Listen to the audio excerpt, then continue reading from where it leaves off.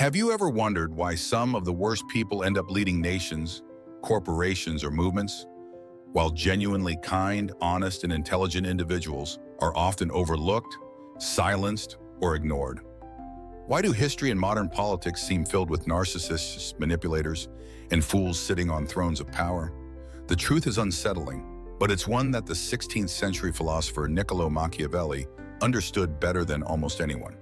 In his timeless work, The Prince, Machiavelli pulled back the curtain on human nature and exposed a cold truth. Leadership doesn't always reward virtue. It rewards strategy, cunning, and control. Power, as Machiavelli saw it, is not given to the most moral, but to the most strategic. He believed that in the chaotic theater of politics, appearance often matters more than reality.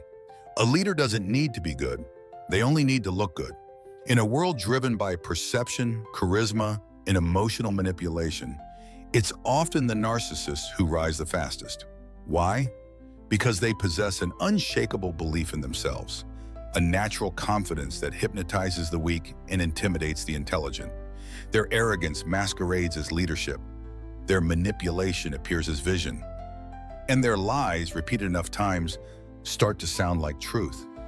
Machiavelli wrote during an age of betrayal, power struggles, and deception, but his insights are more relevant today than ever. We live in an era of political theater, corporate image management, and digital manipulation. The world doesn't necessarily reward truth, it rewards persuasion. Those who master the art of controlling perception often gain more influence than those who rely on honesty or logic. And this is precisely why narcissists thrive. They are masters of illusion, experts in self-promotion and emotional control. Their world revolves around admiration, and their need for validation fuels their relentless pursuit of power. But narcissists are only one part of the equation. The second type of person leadership often rewards is the liar. To Machiavelli, lying wasn't necessarily evil. It was strategic. He argued that honesty, though virtuous, could be dangerous for a ruler because truth is fragile in a world filled with manipulation. A prince who tells the truth in a world of liars risks losing everything. A prince who lies wisely, however, can outsmart enemies and maintain control. This is why modern leaders, from politicians to CEOs, are often comfortable twisting facts, exaggerating achievements, or hiding failures. The truth doesn't win elections. Narratives do. Facts don't move people. Emotions do.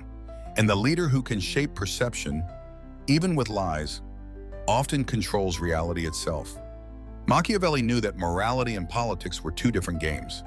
He didn't write The Prince to encourage evil, but to describe power as it truly operates, not as we wish it did. In his view, good people often lose because they play by moral rules in a world governed by strategic deceit.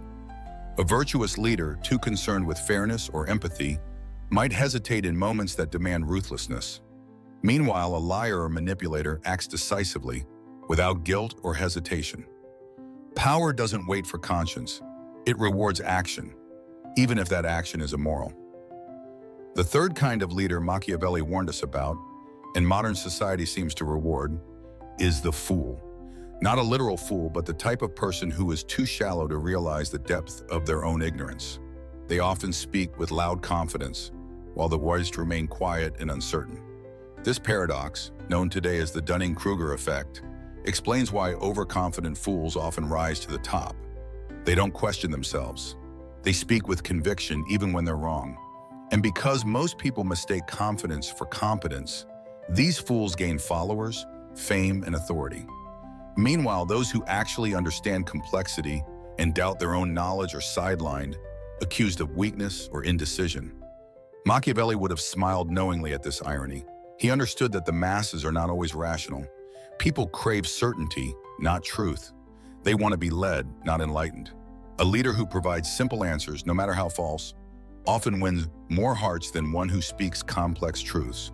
The fool, therefore, becomes a perfect vessel of authority, bold enough to appear decisive, yet ignorant enough not to question his own actions.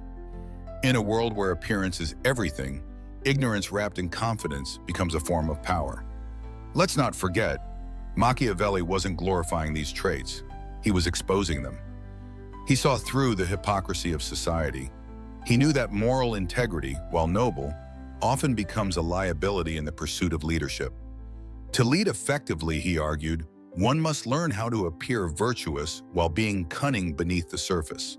A prince must learn how not to be good, he wrote, and to use goodness or evil according to necessity. This doesn't mean a leader should always be evil, but rather that they should be adaptable. Those who cling rigidly to morality in a corrupt world risk being devoured by wolves. Modern leadership mirrors this Machiavellian dynamic. Look at corporate culture. The loudest voices often rise faster than the most capable minds. In politics, populists who appeal to emotions triumph over policy-driven thinkers. In social media, influencers who sell fantasies outshine those who share facts. It's a world built on optics, not substance. Machiavelli predicted this centuries ago when he observed that people judge more by the eye than by the hand. In other words, they believe what they see, not what truly is. But here's the darker truth. It's not just that the system rewards narcissists, liars, and fools. We do. As followers, voters, and admirers, we are drawn to confidence, charisma, and entertainment. We reward leaders who make us feel powerful, not those who make us think critically. We mistake manipulation for motivation and charm for wisdom.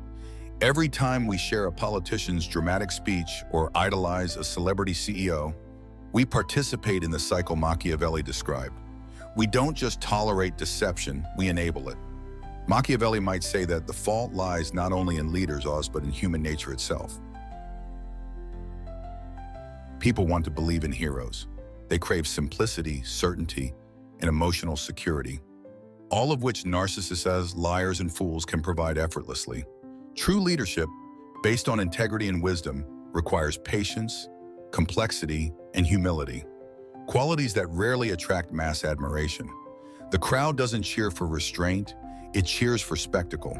And that's why power gravitates toward those bold enough to perform rather than those wise enough to think. Yet, Machiavelli's message wasn't entirely pessimistic. He didn't suggest we surrender to corruption. He wanted us to understand it, to see the world as it is, not as we wish it to be. Only by recognizing these dynamics can individuals protect themselves from being manipulated. If we understand how narcissists exploit admiration, how liars twist truth, and how fools gain power through ignorance, we can become wiser citizens and more strategic thinkers.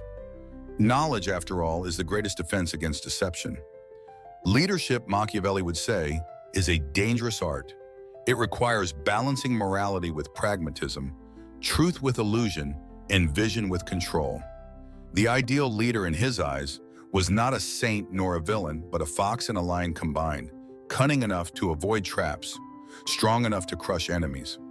Modern leaders who survive for long periods often embody this balance. They project virtue publicly but operate strategically behind the scenes.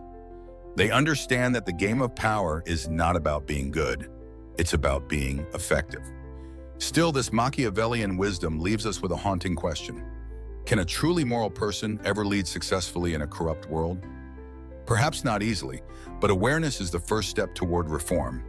When citizens learn to value competence over charisma, truth over theatrics, and wisdom over noise, the reward system of leadership can change. Until then, the narcissists will keep charming us, the liars will keep misleading us, and the fools will keep pretending they know the way, while the wise stand silently in the background, shaking their heads at a world that refuses to listen. In the end, Machiavelli's warning is timeless. Men are so simple and so much creatures of circumstance that the deceiver will always find someone ready to be deceived. The challenge then is not to curse the deceivers, but to stop being the deceived. Power will always attract the bold and the ruthless, but it is the awareness of the masses that determines whether these people rise or fall. Understanding the mechanics of manipulation is the key to breaking its spell. So the next time you see a loud, confident, and charming figure rise to power, remember Machiavelli's insight. Ask yourself, are they truly wise or just good at pretending to be? Are they leading or performing? For in the theater of leadership, the line between genius and fool, truth and lie, virtue and vice, is often just a matter of perception. And as Machiavelli knew, perception is the real throne upon which all power sits.